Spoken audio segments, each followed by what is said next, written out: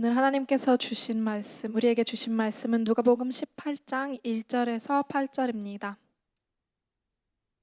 합독하겠습니다. 예수께서 그들에게 항상 기도하고 낙심하지 말아야 할 것을 비유로 말씀하여 이르시되 어떤 도시에 하나님을 두려워하지 않고 사람을 무시하는 한 재판장이 있는데 그 도시에 한 과부가 있어 자주 그에게 가서 내 원수에 대한 나의 원한을 풀어주소서 하되 그가 얼마 동안 듣지 아니하다가 후에 속으로 생각하되 내가 하나님을 두려워하지 않고 사람을 무시하나 이 과부가 나를 번거롭게 하니 내가 그 원한을 풀어주리라. 그렇지 않으면 늘 와서 나를 괴롭게 하리라 하였느니라. 주께서 또 이르시되 불의한 재판장이 말한 것을 들으라.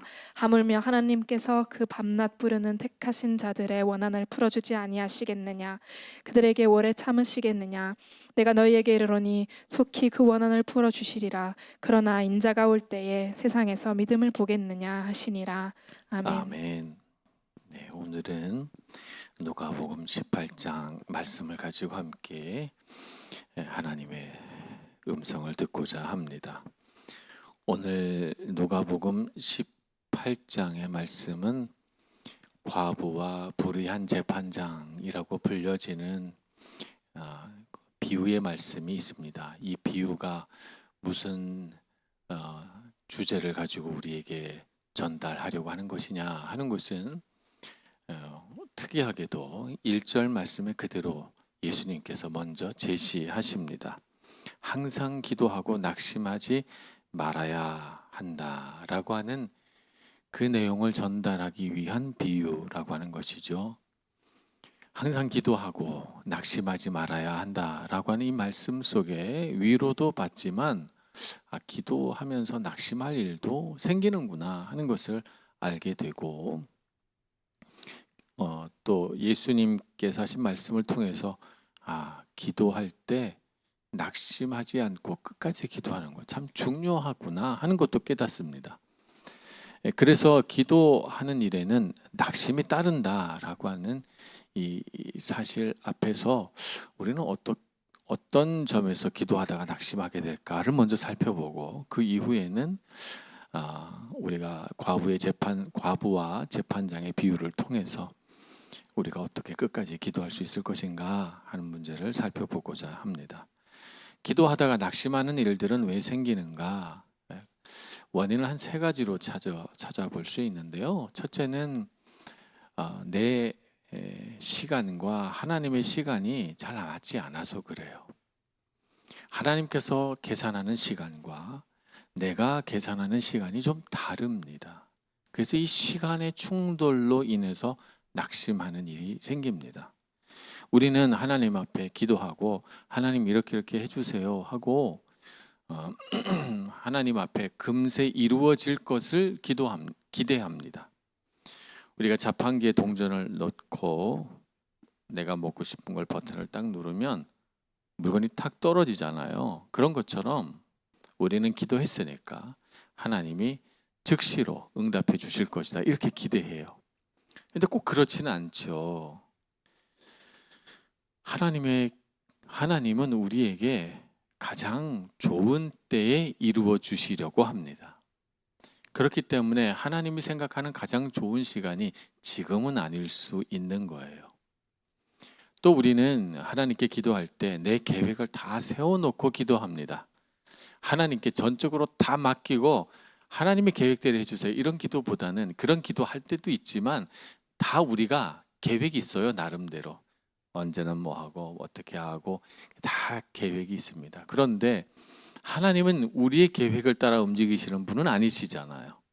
그러니까 응답이 지체되거나 혹은 내가 원하는 때에 하나님이 딱 내 계획에 맞춰서 해주지 않으실 때도 있다. 그러다 보니까 낙심이 됩니다. 정말 이때인데 지금 하나님 주셔야 하는데 하나님 왜 안 주십니까? 이렇게 하니까 마음에 낙심이 들고 속상한 마음이 드는 거죠. 그래서 우리가 하나님께 기도할 때는 조급한 마음을 좀 내려놓아야 합니다. 내 계획을 하나님의 계획에 맞춰야 되고 내 시간을 하나님의 시간에 맞춰야 돼요. 하나님은 우리에게 빨리 응답해 주는 것보다 가장 좋은 때에 응답해 주시는 것을 더 좋아하시죠.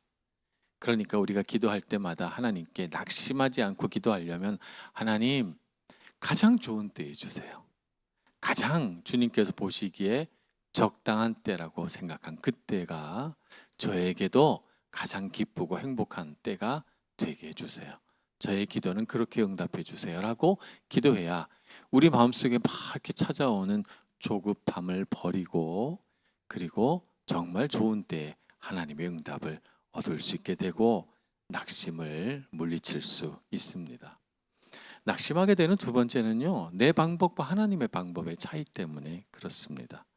내 마음속에는 기도하고 이렇게 해야지, 물론 그것이 어렵더라도 그것이 힘들더라도 다 자기 계획이 있어요. 누구나 다 자기 계획이 있죠. 자기 방법이 있습니다. 이런 방법으로 저런 방법으로 궁리를 해놓고 그리고 하나님께 기도해요. 그런데 하나님은 하나님의 방식대로 일하시죠. 그래서 하나님의 방식은 우리의 방법과 너무 다르기 때문에 우리가 하나님의 방법을 보고 오해할 때가 많이 있습니다. 하나님 안 주시려고 그러시는 거예요? 이렇게 생각이 들 때도 있어요. 왜냐하면 하나님이 하나님의 방법을 사용하실 때는 우리에게 일일이 이렇게 할 건데 너가 허락해 주겠니라고 물어보시지 않거든요.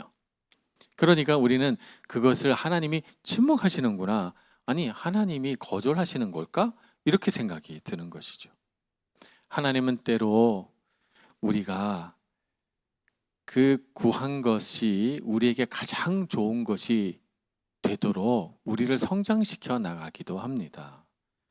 우리가 성장의 단계에 따라서 능력을 가져야 아름다운 일이잖아요. 저 초등학교 때 저희 아버지에게 팔씨름 하자고 거의 한 달에 한 번씩 도전한 것 같아요. 팔씨름 도전했는데 이깁니까? 못 이기죠. 제가 아버지에게 팔씨름하고 도전해서 처음 이겼던 때가 아마 고등학교 졸업할 때쯤 됐던 것 같습니다. 근데 계속 도전해요. 도전하고 내가 생각할 때 나는 충분히 힘이 센 것 같아요. 그때 제가 반에서 막 팔씨름 막 2등도 하고 막 그랬어요. 그러니까 나 이렇게 우리 반에서 힘 센데, 자기 생각이죠. 자기 생각. 아버지하고는 안 되는 거죠. 그런데 우리 방법으로 얻어보려고 하고 나 충분히 능력이 된다고 생각해요. 하나님은 우리가 어떤 복을 누리고 하나님의 응답을 얻을 때 충분한 능력이 돼서 그것을 누리기를 원하십니다. 그래서 우리를 그 능력만큼 성장시켜 가기 위하여 시간을 주시죠. 성장시켜 내시고 그릇을 넓히시고, 그렇게 우리가 그 하나님이 주신 은혜와 복을 빼앗기지 않고 누리도록 하나님은 충분한 시간을 가지십니다. 그 하나님의 방법을 이해하지 못하기 때문에 속상하고 낙심할 때가 있습니다. 그러니 여러분, 만약 우리가 구한 것이 우리가 원하는 때 우리가 원하는 방법으로 찾아오지 않거든, 하나님이 나를 그릇을 키워가는 중이시구나 라고 생각하고 그 하나님의 방법을 붙드는 여러분들이 되시길 바랍니다. 내 방법대로 하지 마시고 하나님의 방법으로 이루어 주세요. 이렇게 기도해야 되는 것이죠. 하나님의 방법이 가장 위대하고 가장 능력이 있습니다. 예수님도 겟세마네 동산에서 그렇게 기도하셨잖아요. 예수님이 생각할 때 꼭 그렇게 십자가를 지고 가야만 되는 걸까? 구원의 계획이 그렇게 완성돼야 되는 걸까? 예수님이 할 수만 있다면 이 잔을 내게서 지나가게 해달라고 기도하십니다. 그런데 예수님 뭐라고 기도하시죠? 내 방법대로 하지 마시고 아버지의 뜻대로 하옵소서, 이렇게 기도하시잖아요. 하나님의 방법대로 되어야 아름답고 거룩하고 능력이 있습니다. 그러니 여러분, 내 방법으로 이렇게 되면 좋겠다 생각은 할 수 있지만 하나님의 방법대로 해주세요 라고 내 삶의 주권을 주님께 드릴 수 있는 우리 청년들이 되기를 소망합니다. 낙심하게 되는 세 번째는요, 사탄의 공격 때문에 그래요. 우리 마음속에 사탄은 자꾸 불신앙을 심기 원합니다. 그런데 사탄이 우리 안에 불신앙을 심을 때 이거 불신앙이야 라고 말하지 않아요. 사탄이 우리에게 심는 것은 뭐냐면 하나님에 대한 의심이에요. 창세기 3장에 뱀이 아담과 하와를 유혹하죠. 그럴 때 하나님을 불신해 이렇게 말하지 않아요. 사탄도 뱀도 머리가 있어요. 그렇게 말하면 왜 하나님을 불신하라는 거예요? 우리는 오히려 더 하나님을 신뢰하려고 할 거예요. 근데 뱀은 어떻게 말하죠? 하나님이 정말 이 동산에 있는 모든 나무의 열매를 먹지 말라고 하더냐? 이렇게 물어봐요. 그래서 우리가 아니 그건 아니고 다 먹을 수 있는데 선악을 알게 하는 저 나무의 열매만 먹지 말라고 했어. 그랬더니 뱀이 그 다음에 뭐라고 질문하죠? 이 나무의 열매를 먹는다고 해도 너희들이 죽지 않으리라. 결코 죽지 않으리라 이렇게 말해요. 반은 진실이고 반은 거짓이에요. 사탄이 우리에게 말할 때 반드시 진실과 거짓을 섞어서 말합니다. 그렇기 때문에 뭔가 믿을 만한 구석이 있다고 생각해요. 그러면서 어떻게 하죠? 의심을 짚습니다. 맞습니다. 선악을 알게 하는 나무를 먹고 그게 독열매라서 죽지는 않아요. 근데 하나님이 그것을 먹으면 반드시 죽으리라 하는 말씀의 의미는 무엇입니까? 하나님과 우리와의 관계가 끊어져서 하나님께 지음받은 창조물로서의 어떤 거룩함이 끊어진다는 것이고 그건 영적인 죽음이라는 의미고 그로 인해서 우리의 삶에 정말 육체의 죽음이 찾아온다는 뜻이죠. 그러나 금방 죽지는 않아요. 지금 죽지는 않아요. 그래서 사탄의 말이 지금 죽지 않는다는 말로 본다면 결코 죽지 않으리라는 말이 맞는 부분도 있어요. 그러니까 그런가? 그렇게 되는 거죠. 정말 그런가? 라고 생각하며 마음속에 의심이 들어온 순간부터 우리는 낙심의 시작이에요. 하나님의 성품에 대한 의심, 하나님의 약속에 대한 의심, 하나님의 말씀에 대한 의심이 우리 안에 들어올 때 우리는 기도하다가 낙심하게 되고 기도를 멀리하게 되고 기도해봐야 소용없어 라고 하는 마음을 갖게 되는 것이죠.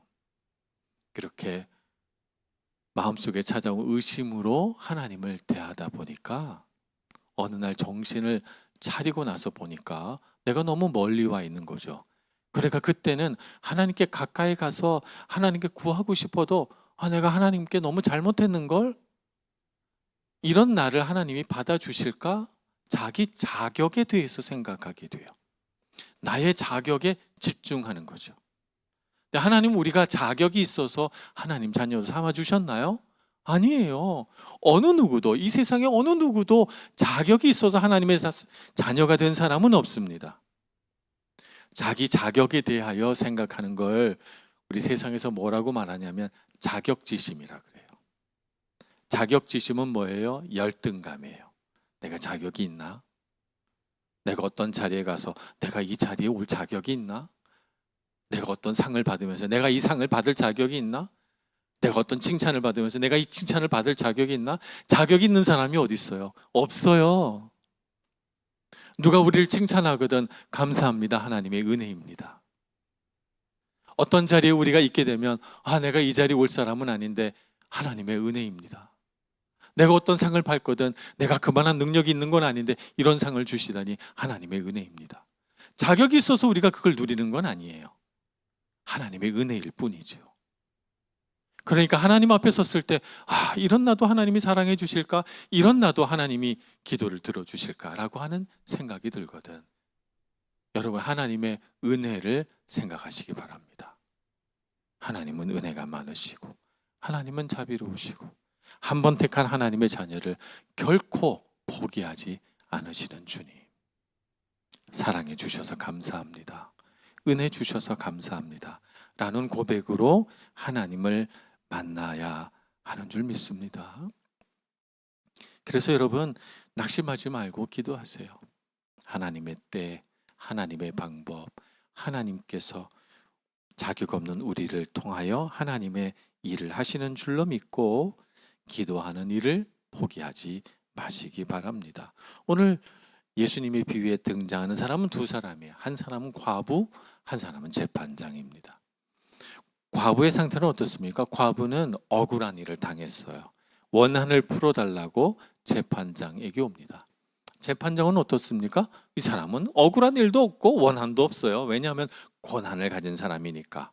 자기가 재판하면 그건 다 법이니까. 그래서 이 사람은 어떤 사람이에요? 오만한 사람이에요. 하나님을 두려워하지 않아요. 자기가 권한이 있다고 말이죠. 그리고 사람을 다 무시합니다. 사람 중에 내가 제일 높아. 이런 사람이죠. 자, 과부는 권한이 없습니다. 예전 우리가 여성의 권한이 인정되기 시작한 것은 1900년이니까 100년이 좀 지났을 뿐입니다.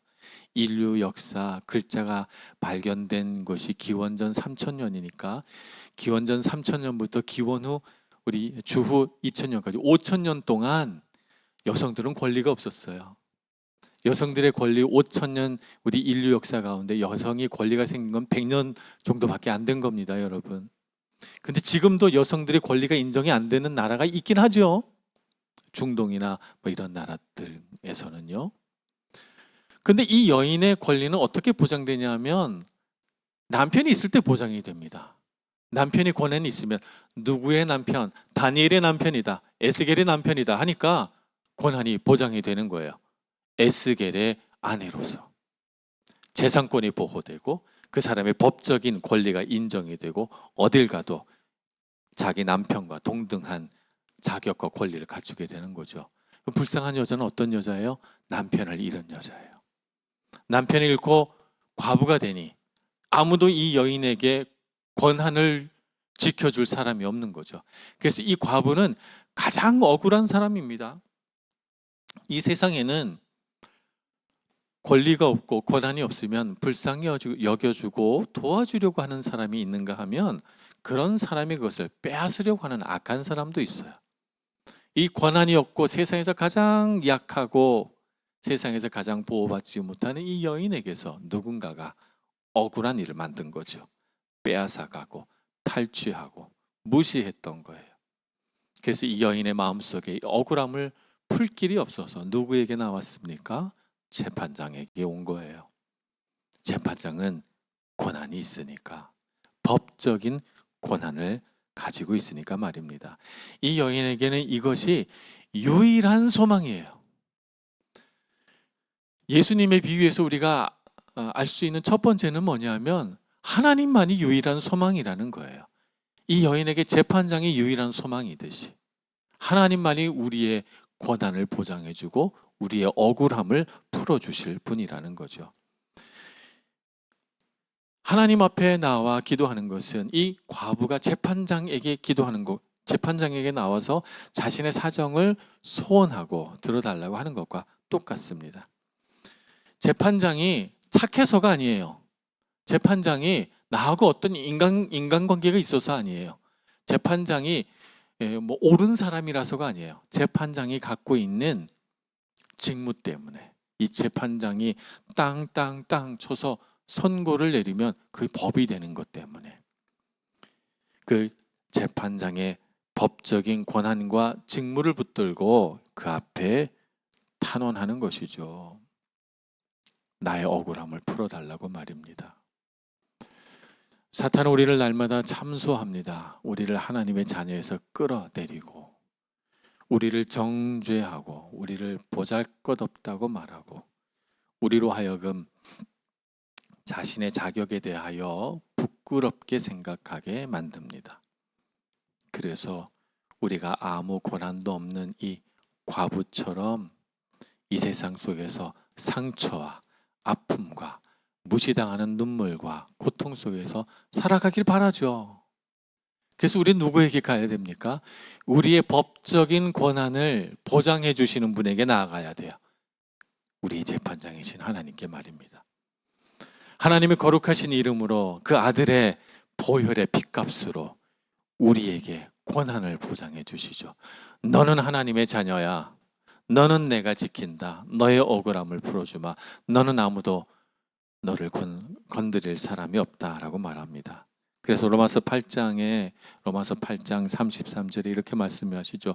누가 능히 하나님이 택한 자들을 고발하리요. 누가 능히 하나님이 택한 자들을 고발하리요. 의롭다 하신 이는 하나님이시니 누가 정죄하리요. 로마서 8장 34절, 33, 34절에 나와 있습니다. 하나님이 법적으로 우리의 권한을 보장해 주시고 우리를 의롭다 여겨 주시죠. 그 하나님의 의로우심 앞에 나아가 과부처럼 간절히 더 간절히 기도하여 여러분이 이 세상에서 더 이상 상처와 아픔으로 여러분을 향한 의심과 자격지심으로 살지 않고 능력 있게 살아가는 여러분 모두가 되시길 간절히 축원합니다. 기도하겠습니다. 자비하신 하나님, 우리를 향하신 하나님의 크고 놀라우신 은혜를 기대하고 또 소망합니다. 이 세상에서 우리가 아무리 어려운 일을 당하고 억울한 일을 겪어도 하나님께서 우리의 피난처가 되시고 우리의 법적인 권한을 보장해 주시는 재판관이 되심을 알고 우리의 선하신 하나님 아버지의 그 은혜를 꼭 붙들고 낙심하지 않게 해주시고 끝까지 기도하게 해 주옵소서. 예수님의 이름으로 기도합니다. 아멘.